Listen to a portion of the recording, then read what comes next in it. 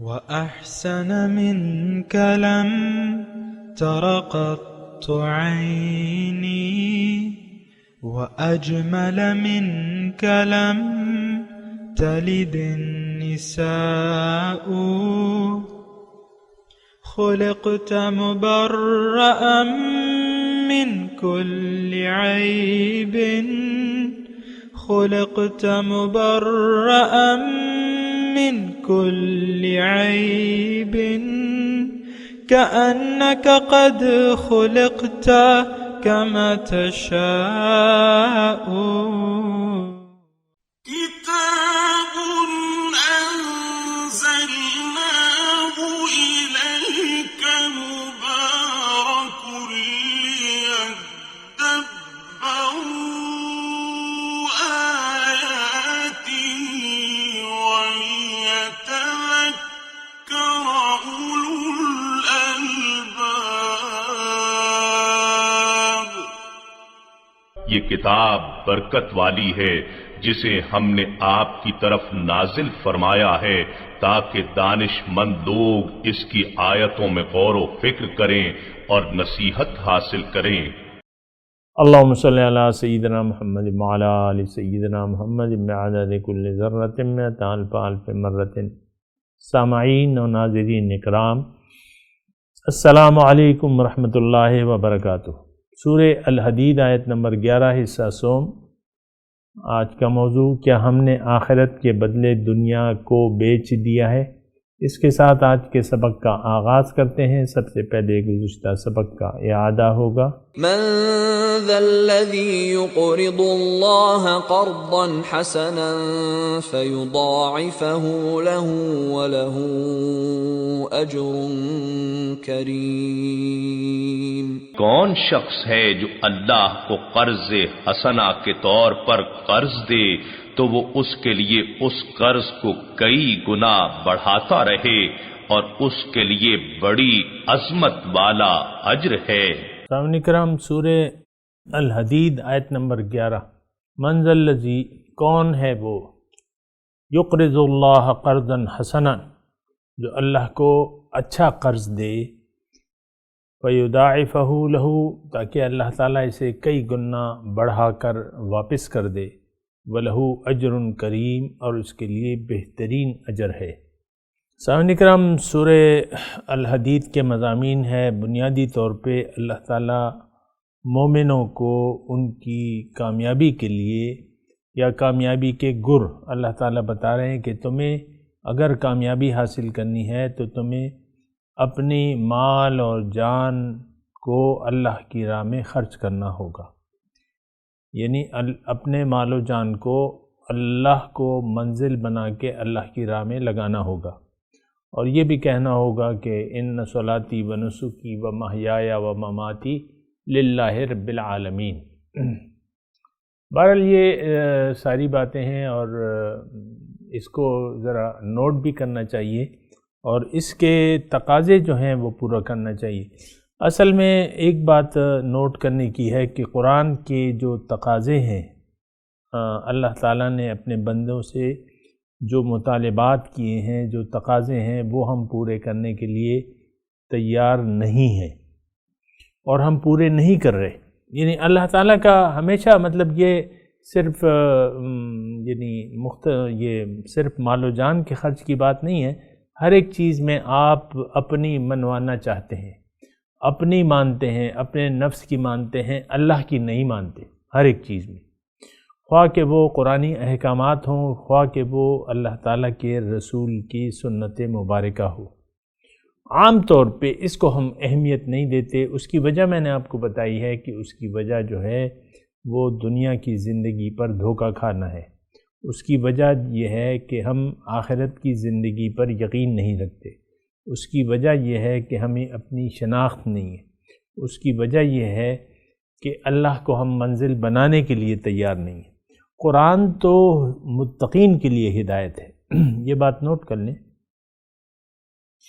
ہدن للمتقین، متقین کے لیے ہدایت ہے۔ جو شخص غیر متقی رہنا چاہتا ہے یا رہنا پسند کرتا ہے جیسا کہ ہم، تو پھر ان کے لیے قرآن ہدایت نہیں ہے، اور قرآن کو تو ہم نے جس شرمناک طریقے سے اس کو چھوڑ دیا ہے، اس کو ترک کر دیا ہے، ہم ترک قرآن کے ملزم ہیں۔ اور یہ جو ہے اللہ کے رسول بھی روز قیامت فرمائیں گے کہ وقال الرسول یا رب ان قوم اتخذوا ھذا القرآن مہجورا، اے اللہ یہ کیسی قوم ہے میری، انہوں نے تو قرآن کو چھوڑ دیا تھا۔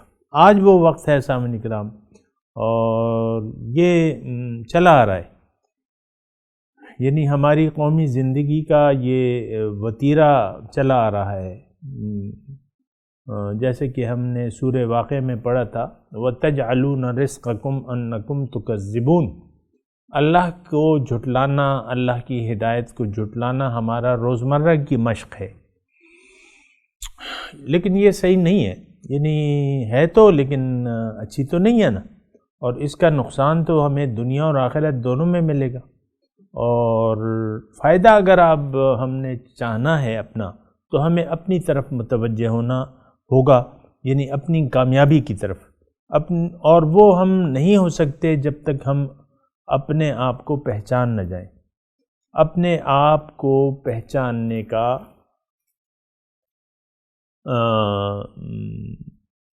فائدہ یہ ہوگا کہ ہم اپنی اصل کی طرف متوجہ ہوں گے۔ ہماری اصل کیا ہے؟ یہ تو امر ربی ہے، قل الروح من امر ربی، اللہ تعالیٰ کا حکم ہے، یہ اللہ کے نور سے پیدا ہوئی ہے، جیسے کہ حضور صلی اللہ علیہ وسلم فرماتے ہیں کہ انا من نور اللہ والمؤمنون کلہم من نوری، میں اللہ کے نور سے پیدا ہوا ہوں اور تمام مومن میرے نور سے ہیں۔ تو بہرحال یہ ساری چیزیں جو ہیں یہ ہمیں دیکھنی ہوں گی، اور اس کے متعلق ہمیں فیصلے کرنے ہوں گے کہ ہم کس طرف جا رہے ہیں۔ عام طور پہ اگر میں آپ کو یہ بتاؤں کہ ہمارا رخ جو ہے وہ ظاہر کی بجائے باطن کی بجائے ظاہر کی طرف ہو چکا ہے، ظاہر ہی ہماری منزل بن چکی ہے، ظاہر ہی ہمارا مقصود ہے، مطلوب ہے، محبوب ہے۔ بہرحال یہ ساری باتیں ہمیں سوچنا ہوگی۔ آج کی جو ہم آیت پڑھ رہے ہیں سامعین اکرام، من ذا الذی یقرض اللہ قرضا حسنا، کون ہے وہ جو اللہ کو اچھا قرض دے؟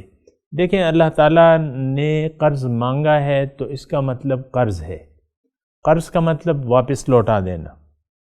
آپ کسی کو ایک تو خیرات کرتے ہیں پیسے، اور ایک کسی کو قرض دیتے ہیں، تو قرض تو پھر آپ لوٹانا پڑے گا۔ تو یہ اللہ تعالیٰ نے قرض کا لفظ اس لیے استعمال کیا ہے کہ وہ قرض جو ہے وہ اللہ تعالیٰ آپ کو لوٹانے کا پابند ہے۔ وَلَهُ أَجْرٌ كَرِيمٌ فَيُضَاعِفَهُ وَلَهُ أَجْرٌ كَرِيمٌ، یہ دو لفظ ہیں۔ فَيُضَاعِفَهُ، اس کو میں بڑا چڑھا دوں گا اور اس کے لیے بہترین اجر ہے۔ اب ظاہر ہے ایک نقطہ جو ہے وہ میں نے آپ کو بتانا تھا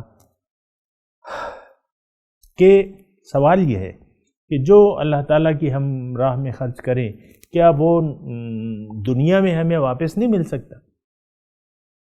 تو یہ قرض کے الفاظ سے یہ ظاہر ہوتا ہے کہ یہ اللہ تعالیٰ نے دنیا میں ہمیں واپس کرنے کا ارادہ کیا ہوا ہے۔ اور ایک بات جو ہے دیکھیں، اس میں دو پہلو ہیں، ایک تو اللہ تعالیٰ کا قول ہے اور پھر عقلی دلیل بھی ہے۔ تو یہ دونوں باتیں ثابت ہیں، یعنی ان دونوں طریقوں سے یہ بات ثابت ہوتی ہے کہ آپ اگر اپنے مال کو اللہ کی راہ میں لگائیں گے تو اللہ تعالیٰ آپ کو دنیا ہی میں وہ واپس کر دے گا۔ یہ میں آپ سے کہہ رہا ہوں، یہ ایک موضوع ہے، لیکن اس کی میں بیان کرتا ہوں، اور بیان یہ ہے کہ قرآن سے میں آپ کو بتاتا ہوں۔ دیکھیں اللہ تعالیٰ نے یہ فرمایا لَإِن شَكَرْتُمْ لَأَزِيدَنَّكُمْ، اگر تم میری نعمتوں کا شکریہ ادا کرو گے تو میں تمہیں اس میں اضافہ کروں گا، مزید دوں گا۔ اب ظاہر ہے کہ ان الفاظ سے یہ ظاہر ہوتا ہے کہ اللہ تعالیٰ کسی کا قرض اپنے پاس نہیں رکھتا، بلکہ اس کو بڑھا کے واپس کر دیتا ہے۔ ایک بات جو ہے یہ آپ نوٹ کر لیں۔ دیکھیں یہ بات ساری ایمانیات سے تعلق رکھتی ہے، اور ہمارا ایمان ہے کہ اللہ اور اس کے رسول سے سچا کوئی نہیں ہے۔ اللہ کے رسول نے قسم کھائی ہے کہ صدقے سے مال کم نہیں ہوتا، 3 چیزوں کے بارے میں اللہ کے رسول نے قسم کھائی ہے، لیکن اس میں سے ایک یہ ہے کہ صدقہ مال کم نہیں کرتا، تو یہ اللہ کے رسول کا فرمانا ہے، بلکہ وہ قسم بھی کھا رہے ہیں۔ تو آپ کو یہ تسلی رکھنی چاہیے، یعنی تسلی اس لیے کہ یہ مال کی محبت جو ہے، بلکہ دنیا کی محبت جو ہے ہمارے دل میں رچی بسی ہے۔ دنیا اور یہ ما سوی اللہ کی محبت جو ہے یہ ہمارے دل میں ہے۔ تو لیکن میں اس مضمون کو ایک اور طریقے سے آپ کے سامنے پیش کرنا چاہتا ہوں، وہ یہ ہے کہ دیکھیں ہمارا دل جو ہے وہ عرش الہی ہے، یعنی عرش الہی بننے کی استعداد رکھتا ہے۔ ہر ایک کا یعنی دل جو ہے یعنی یہ استعداد رکھتا ہے، اور یہ پھر انسان اگر اس کو قلب مومن بنا لے، یعنی ابتدائی طور پہ تو یہ قلب انسان ہوتا ہے، لیکن اگر یہ قلب انسان اپنے دل کو اگر قلب مومن بنا لے تو پھر یہ جگمگا جاتا ہے۔ پھر دوسری بات یہ بھی ہے کہ اس میں کچھ غلاظتیں اللہ تعالیٰ نے اس میں ڈال دی ہیں، اور اس میں حکمت یہ ہے کہ ان غلاظتوں سے محنت کر کے انسان چھٹکارا پا لے اور دل کو چمکا لے، تو پھر یہ دل مومن بن جائے گا۔ دوسری بات یہ ہے، دیکھیں ابتدائی طور پہ اللہ اگرچہ ہمارا دل یعنی اس کی استعداد رکھتا ہے، لیکن یہ حب دنیا سے لبریز ہے، یعنی گندگیاں اس میں موجود ہیں۔ یہ تو آپ کو معلوم ہے، حب شہوات ہے، حب مال ہے، حب جاہ ہے، اور کینہ ہے، بغض ہے، حسد ہے اور کبر ہے، یہ ساری برائیاں اس میں گندگیاں موجود ہیں۔ اب گندے برتن میں تو کبھی آپ نے دودھ نہیں لیا، کبھی آپ مجھے اس بات کا جواب دیں کہ کبھی آپ نے گندے برتن میں دودھ ڈالا ہے یا دودھ اس میں پکایا ہے؟ کوئی نہیں۔ اگر آپ گوالے کو بھی وہ گندا برتن دیں گے تو وہ یعنی اس میں مٹی وٹی لگی ہوگی، گندگی ہوگی، تو وہ کہہ رہے ہیں بھئی یہ تو دھو کے تو لاؤ، صاف کرو تاکہ میں اس میں دودھ ڈالوں۔ گندہ برتن میں کچھ اچھی چیز نہیں آپ ڈالتے، یہ تو مطلب دنیا کا آپ کا۔ ہمارا برتن جو ہے دل کا برتن، اس میں تو گندگیاں رکھ دی ہیں اللہ تعالیٰ نے، اور یہ شرط یہ ہے، یعنی دل کو عرش الہی بنانے کی شرط یہ ہے کہ آپ اس کا تزکیہ کر لیں، اس کو صاف کر لیں، گندگی سے پاک کر لیں۔ اب گندگی سے اگر آپ پاک کرنا چاہتے ہیں، سب سے پہلے آپ کو تزکیے کا ایک ارادہ بنانا ہوگا، اور تزکیہ نفس میں آپ کو یہ بتا دوں کہ یہ ایک انتہائی اہم طریقہ ہے۔ آپ اپنی معراج تک اگر پہنچنا چاہتے ہیں، دل کو عرش الہی بنانا چاہتے ہیں، یا قلب مطمئنہ اس کو بنانا چاہتے ہیں، تو آپ کو اس کو صاف کرنا ہوگا، اس کا تزکیہ کرنا ہوگا۔ اگر آپ نے اس کا تزکیہ کر لیا تو اللہ تعالیٰ پھر یہ گارنٹی دیتے ہیں کہ قد افلح من تزکا، جس نے اپنا تزکیہ کر لیا وہ کامیاب ہو گیا۔ یا دوسری جگہ ہے ارشاد باری تعالیٰ کہ قد افلح من زکاہا، جس نے اپنا تزکیہ کر لیا وہ کامیاب ہو گیا۔ تو بہرحال یہ تزکیہ قلب کی کیا کیفیت ہے، کیا صورت ہے، یہ بھی میں آپ کو بیان کر دوں اللہ تعالیٰ کی توفیق سے۔ دیکھیں اللہ تعالیٰ نے ہمیں پیدا کیا ہے، ہماری کامیابی کا راستہ جو ہے اس نے نہایت آسان طریقہ اس کے لیے مقرر کر دیا ہے۔ یعنی دیکھیں ہر چیز کا ایک طریقہ ہوتا ہے، دنیا میں ہر کام جو ہم کرتے ہیں اس کا ایک طریقہ ہوتا ہے۔ چائے بنانے کا ایک طریقہ ہے جو کہ بریانی بنانے کے طریقے سے مختلف ہے۔ ہر چیز کا ایک طریقہ ہے، میز بنانے کا طریقہ ہے، اور یعنی نام کی کوئی چیز، کوئی جھاڑو اگر آپ بنانا چاہتے ہیں وہ جس میں بانس لگا ہوتا ہے، اس کا اپنا ایک طریقہ ہے۔ ہر کام کا ایک طریقہ ہے۔ اب دل کا تزکیہ تو بہت اہم کام ہے، اس کا کیا طریقہ ہے تو وہ اللہ تعالیٰ نے بنایا ہے۔ اللہ ہمارا خالق ہے، اس کو معلوم ہے کہ یہ دل کیسے صاف ہوگا۔ اور اس ضمن میں میں آپ کو ایک حدیث بھی سنا دوں کہ لِكُلِّ شَيْءٍ ثِقَالَةٌ وَثِقَالَةُ الْقَلْبِ لَا إِلَٰهَ إِلَّا۔ ہر چیز کے لیے ایک صفائی کا آلہ ہے، اور دل کی صفائی کا جو ہے وہ کیا ہے؟ وہ کلمہ طیبہ ہے، لا الہ الا اللہ۔ یعنی آپ کو کلمہ طیبہ کیا ہے اصل میں، یہ میں بتا بھی چکا ہوں، لیکن اس وقت میں دوبارہ اختصار سے بتاتا ہوں۔ کلمہ طیبہ یہ ہے کہ آپ یہ اقرار کرتے ہیں کلمہ طیبہ میں کہ میرا مقصود حیات صرف اللہ ہے، اور وہی میرا اب معبود ہے۔ معبود یعنی جو مقصود ہوگا وہی آپ کا معبود ہوگا۔ اس کی میں ابھی تفصیل میں نہیں جا رہا، لیکن جو آپ چاہتے ہیں اسی کا آپ خیال رکھیں گے۔ اگر آپ اللہ کو چاہتے ہیں، اللہ کی ملاقات کو آپ نے پسند کر لیا ہے زندگی گزارنے کے لیے، کوشش کرنے کے لیے، تو پھر اللہ ہی کا آپ کو خیال رکھنا پڑے گا، اور اللہ کے حکم کے سامنے سر جھکانا پڑے گا۔ تو جیسے کہ میں نے ابھی آپ کو حدیث کا حوالہ دیا کہ ہر چیز کے لیے ایک صفائی کا آلہ ہے، اور دل کی صفائی کے لیے کلمہ طیبہ ہے۔ اب کلمہ طیبہ آپ کو میں بتا رہا تھا، کلمہ طیبہ کا یعنی مطلب یہ ہے کہ آپ اللہ تعالیٰ کو اپنا مقصود حیات تسلیم کر لیں، اللہ کی ملاقات کے قائل ہو جائیں، بلکہ اس کے لیے تیاری شروع کر دیں۔ اس کے لیے آپ کو کلمہ طیبہ پڑھنا ہوگا۔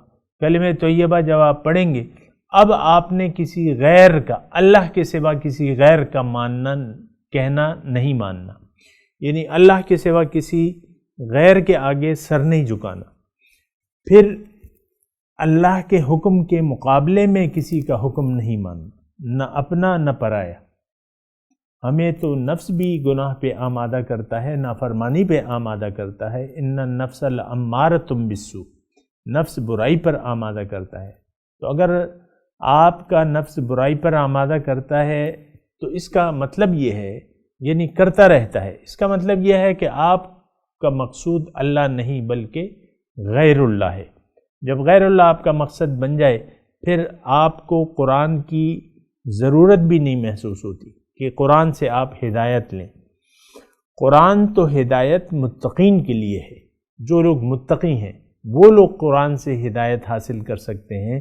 بہرحال میں آپ سے یہ کہہ رہا ہوں کہ ہمارا جو قلب ہے، جو دل ہے، یہ اللہ کا عرش ہے، اللہ کا گھر ہے، لیکن اس کا اب آپ کو اور مجھے تزکیہ کرنا پڑے گا، اور یہ تزکیہ آپ خود نہیں کر سکتے، یہ بات نوٹ کر لیں۔ انسان اپنا تزکیہ نفس خود نہیں کر سکتا۔ ایک تو اس کے لیے اللہ کی ہدایت کی ضرورت ہے، ٹھیک ہے، یعنی کون سے اعمال کیے جائیں جس کے ذریعے تزکیہ ہو سکے۔ پھر اس کے لیے رہنمائی کی بھی ضرورت ہے، پھر اس کے لیے آپ کو ایک تعلق کی بھی ضرورت ہے، تعلق اللہ سے رسول کے ذریعے۔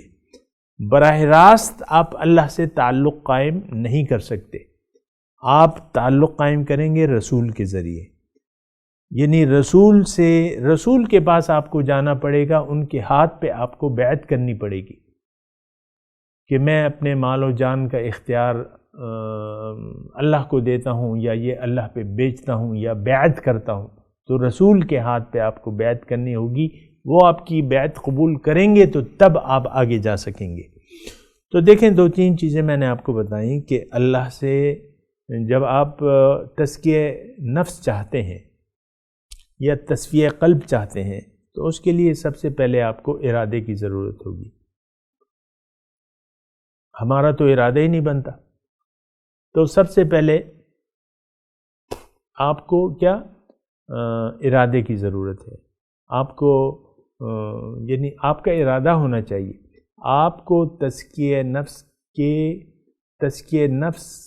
کی ضرورت محسوس ہونی چاہیے، جبکہ اللہ تعالیٰ نے فرما دیا ہے نا کہ قد افلح من تزکا، جس نے اپنا تزکیہ کر لیا وہ کامیاب ہو گیا۔ سب سے پہلے تو ضرورت کا احساس ہونا چاہیے کہ ہاں میرا نفس تو ناپاک ہے، یہ تزکیہ ہونا چاہیے اس کا۔ پھر جب آپ کو ضرورت کا احساس ہو گیا تو اب آپ کا ارادہ ہونا چاہیے، مصمم ارادہ، یقین کہ تزکیہ نفس کی ضرورت ہے، اور پھر آپ کو محکم اس کا ارادہ ہونا چاہیے۔ پھر اب اس کے لیے آپ کو ہدایت خداوندی کی ضرورت ہے، یعنی اللہ آپ کو بتائے گا کہ کون سے اعمال کے ذریعے آپ کا تزکیہ نفس ہو سکتا ہے۔ یہ اللہ، یعنی آپ خود نہیں فیصلہ کر سکتے کہ میں نے کرنا کیا ہے، یہ اللہ آپ کو بتائے گا۔ پھر آپ کے لیے رہنمائی کی ضرورت ہے، آپ کو ایک تعلق کی ضرورت ہے، آپ کو ایک رابطے کی ضرورت ہے، اور وہ ہے اللہ کے رسول سے تعلق۔ قرآن پر آپ عمل کریں گے رسول کے طریقے کے مطابق، تو اس کے بعد جو ہے یہ تزکیہ نفس کی جو شروعات ہیں پھر ہو سکیں گی۔ جو رسول سے تعلق ہے آپ کا، یعنی رسول سے تعلق، اور پھر رسول کی ہدایت اور طریقہ کار کے مطابق آپ نے اپنی زندگی گزارنی ہوگی، پھر یہ تزکیہ نفس کا آپ کے آغاز ہو جائے گا۔ دیکھیں، ایک تو آپ یعنی ڈاکٹر جو ہے بیمار کی اپنی باتوں سے، اپنی نگاہ سے، اپنی توجہ سے، یہ تو ہم دنیا میں بھی مانتے ہیں کہ ڈاکٹر جو ہے آدھی امید دلا دیتا ہے مریض کو، شفا یابی کی شروعات ہو جاتی ہیں ڈاکٹر سے ملاقات سے۔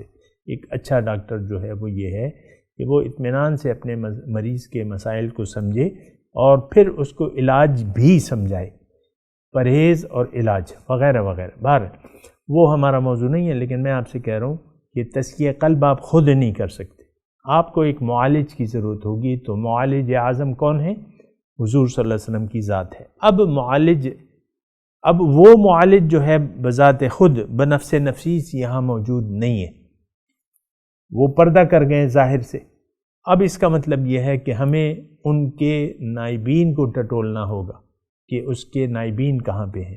تو نائبین تو موجود ہیں، اور اللہ کے رسول نے ان کے متعلق فرمایا ہے کہ علماء امتی کا انبیاء بنی اسرائیل، میری امت کے علماء بنی اسرائیل کے انبیاء کی طرح ہیں۔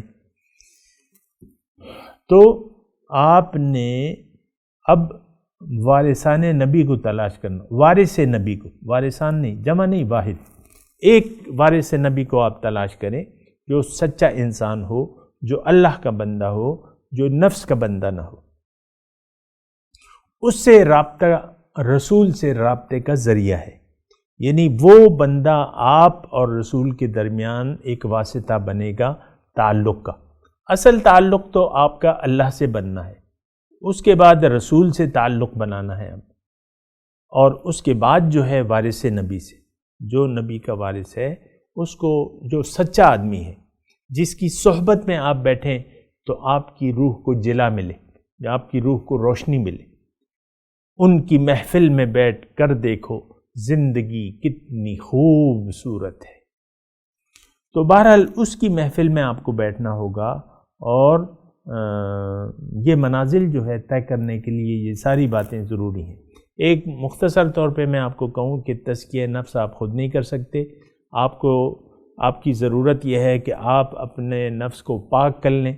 جب پاک کریں گے تو پھر وہ ایک تو قرآن ہے جو ہمیں طریقہ بتاتا ہے، جیسے کہ آج کی آیت ہم پڑھ رہے ہیں، من ذا الذی یقرض اللہ قرضا حسنا، کون ہے جو اللہ کو قرض حسن دے؟ تو قرآن کی ہدایات اور رسول یا نائب رسول سے رابطہ اور رہنمائی، یہ طریقہ ہے ہمارے یعنی جو تزکیہ نفس کے لیے یہ طریقہ کار ہے۔ اور یہ جو آیات بینات ہیں، هو الذی، یعنی اسی صورت میں، هو الذی نزل علی عبدہ آیات بینات لیخرجکم من الظلمات الی النور، سبح للہ ما فی السماوات والارض، هو الذی، یہ ہم اس صورت کے شروع میں پڑھ چکے ہیں۔ ظلمت سے اگر آپ نے روشنی کی طرف آنا ہے تو آیات بینات، رسول کے طریقے کے مطابق اس پر آیات بینات پر عمل کرنا ہوگا۔ مقامی طور پہ آپ کو ایک رہنما کی ضرورت ہے، کیونکہ آپ یہ سارے معاملات از خود نہیں کر سکتے، اللہ تعالیٰ نے ان کا انتظام کیا ہے۔ انتظام کیا ہے ہر جگہ دنیا میں. یہ سچے لوگ جو ہیں پھیلے ہوئے ہیں، یہ آپ کے لیے رہنمائی بھی ہیں، رہنمائی کا بھی باعث ہیں، اور روز قیامت آپ پر شہید بھی ہوں گے، گواہ بھی ہوں گے، حجت بھی ہے. یہ اللہ تعالیٰ کی یہ سارے لوگ جو ہیں یہ اللہ تعالیٰ کی حجت ہیں. تو اگر آپ نے تزکیہ نفس کرنا ہے تو پھر محبوب اشیاء کو اللہ کی راہ میں قربان کرنا ہوگا. طریقہ میں نے آپ کو بتا دیا ہے، لیکن جو آیت آج کی ہم پڑھ رہے ہیں کہ من ذا الذی یقرض اللہ قرضا حسنا فیضاعفہ لہ، تاکہ اللہ تعالیٰ اسے کئی گنا بڑھا کر آپ کو واپس دے دے. ایک بات دوبارہ میں عرض کر رہا ہوں کہ اللہ کے راستے میں خرچ کرنے سے مال کم نہیں ہوتا. اس کی وجہ یہ ہے کہ جو رزق اللہ تعالیٰ نے آپ کا لکھا ہوا ہے تو اگر آپ خرچ بھی کر دیں گے تو اللہ تعالیٰ واپس دے دے گا، کیونکہ وہ تو آپ کی تقدیر میں لکھا ہوا ہے. اور مال دینے والا ہر چیز یعنی دینے والی ذات تو اللہ تعالیٰ کی ہے. آپ اگر دے دیں گے تو پھر وہ اور دے دے گا آپ کو، اس کا نعم البدل دے دے گا، کئی گنا بڑھا کے دے گا. یہ تسلی رکھیں آپ کہ یعنی یہ اللہ تعالیٰ نے اس کا وہ اہتمام فرمایا ہے کہ آپ جو بھی مال خرچ کریں گے وما انفقتم من شیء فهو یخلفہ، اللہ تعالیٰ اس کو واپس کر دے گا آپ کو. تو من ذا الذی یقرض اللہ قرضا حسنا، کون ہے وہ جو قرض دے اللہ کو قرض حسن، عمدہ اچھا قرض، یعنی خلوص نیت سے اور بغیر کسی لالچ کے دنیاوی. یعنی آپ نے خلوص سے مال خرچ کرنا ہے، یہ نہیں کہ بس میں خرچ کر رہا ہوں اب مجھے چاہیے، نہیں، وہ تو اللہ کا کام ہے دینا، اور اللہ تعالیٰ جانتا ہے کہ آپ کو کب اور کس وقت دے. لیکن آپ کا جو کام ہے وہ تو آپ کو کرنا ہوگا. آپ کے پاس مال ہے، دولت ہے، جو بھی ہے، آپ خرچ کریں اللہ کی راہ میں، محبوب چیزوں کو اللہ کی راہ میں خرچ کریں تو آپ کا دل پاک ہونا شروع ہو جائے گا، تزکیہ نفس شروع ہو جائے گا، اور اللہ تعالیٰ آپ سے راضی ہو جائے گا. اور تزکیہ نفس کا یہ بہترین ذریعہ ہے.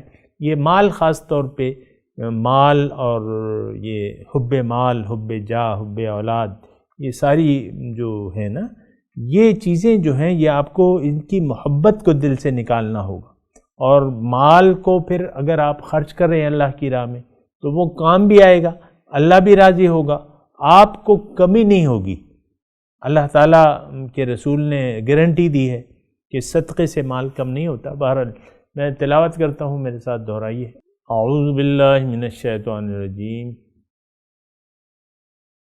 بسم اللہ الرحمن الرحیم. من ذا الذی یقرض اللہ قرضا حسنا ویضاعفہ لہ ولہ اجر کریم. ہاں، اب ترجمہ سنا دیں. من ذا الذی یقرض اللہ قرضا حسنا، کون ہے وہ جو دے اللہ کو اچھا قرض، فَيُضَاعِفَهُ لَهُ وَلَهُ أَجْرٌ کریم، تاکہ اللہ تعالیٰ اسے کئی گنا بڑھا کر واپس دے دے اسے. وَلَهُ أَجْرٌ کریم، اور اس کے لیے بہترین اجر ہے. یہ قرض ہمیشہ یہ اللہ تعالیٰ نے یہ جو الفاظ استعمال کیے ہیں قرض کے، اس کا مطلب اس میں مفہوم یہ ہے کہ یہ یعنی تم سے جائے گا نہیں، تمہیں میں واپس کر دوں گا، تم مجھے قرض دے دو. بہرحال خلوص جو ہے، خرچ میں خلوص جو ہے وہ شرط ہے، یعنی کوئی دنیاوی لالچ نہیں، یہ نہیں وہ نہیں، خلوص اللہ کی راہ میں ضرورت ہے تم خرچ کر دو. باقی دینے والے تو اللہ تعالیٰ کی ذات ہے، وہ ضرور تمہیں اس کا بدل عطا فرمائے گا. اب ان آیات کی تلاوت اور ترجمہ. من ذا الذی یقرض اللہ قرضا حسنا فیضاعفہ له وله اجر کریم. Who is he who will lend God a loan of goodness that he may double it for him and will have a generous reward. اس کے ساتھ ہی آج کے درس کا وقت اختتام کو پہنچا. انشاءاللہ اگلے درس میں ملاقات ہوگی. وآخر دعوانا अनिल हम्दुलिल्लाहि रब्बिल आलमीन। वस्सलामु अलैकुम वरहमतुल्लाहि वबरकातुहू।